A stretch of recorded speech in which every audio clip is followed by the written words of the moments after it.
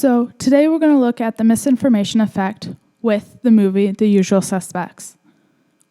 The misinformation effect is misleading post-event information, which is a fancy way of saying false information that can occur after witnessing an event. The information can be modified as the person describes the event. There are many causes for the misinformation effect, one of them being retroactive interference. This can disrupt and modify memory. Recent information interferes with old information. I'll give you an example. Say you are fluent in French, and you decide to take a class on how to speak Spanish for your upcoming 2-year trip to Spain.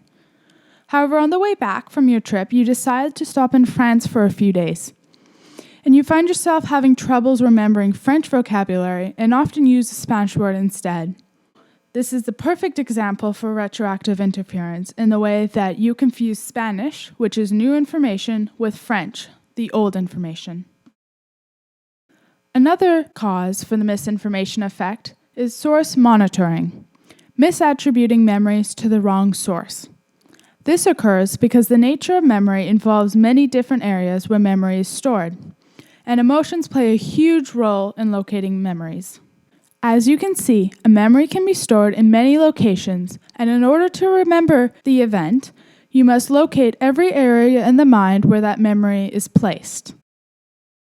Another cause of the misinformation effect is having a high cognitive load. If there's a lot on an individual's mind, the individual can rely on other triggers or clues for more information. The first individual has a low cognitive load, which means there's not a lot on his mind and he is better able to recall memories. As you can see, the second individual has a high cognitive load. He needs to rely on triggers and clues for more information about his memory. Suggestibility is a huge cause in the misinformation effect. This is where memory is changed by false information due to the use of misleading and suggested information. For example, leading questions and gestures. Leading questions and gestures can cause people to provide false information. Often, they lead to the answer that the interviewer wants, not the real information. And this can also be called leading the witness. Confabulation is where you fabricate false information and memories within a story. There has been tons of research done with the misinformation effect. We found an article titled "Retrieval Enhances Eyewitness Suggestibility to Misinformation in Free Recall and Cued Recall." This study was done by 3 individuals from Iowa State University. They concluded that the misinformation effect happens after the first recall of the event, from either cued recall, free recall, recognition, or even source discrimination. All of these can increase the witness suggestibility levels, no matter how long the time has been between the event and the recall. Now we're going to look at the movie The Usual Suspects and analyze it with the misinformation effect and all the aspects that we just went over. But first, let's meet some of the characters. These are the 5 main characters. They all decide to seek revenge on the police department when they are all accused of a crime that they did not commit. You have Hockney, McManus, Fenster, Keaton, and Verbal.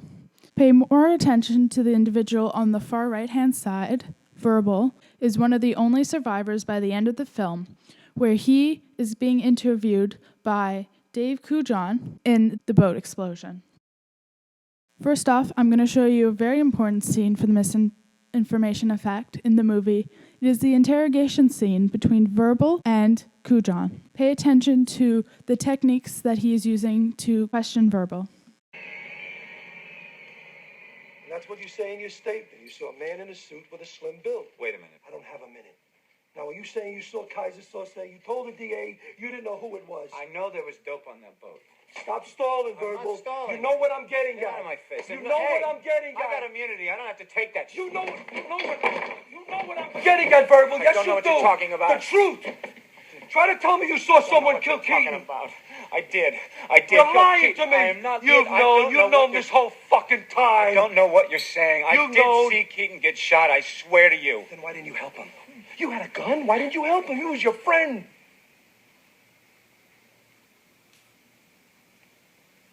Because I was afraid. So, the summary for what we just saw. Verbal was one of the survivors and witnesses of the boat incident. Kujan did not believe his story and pushed for more detail. And by the end of it, Verbal was almost in tears after the pushing and the screaming.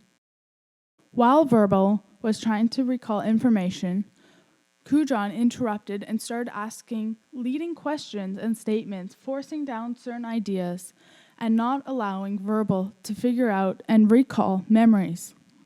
Kujan does not believe Verbal's story and starts to get physical and aggressively pointing towards him in hopes to receive the answer that he wants.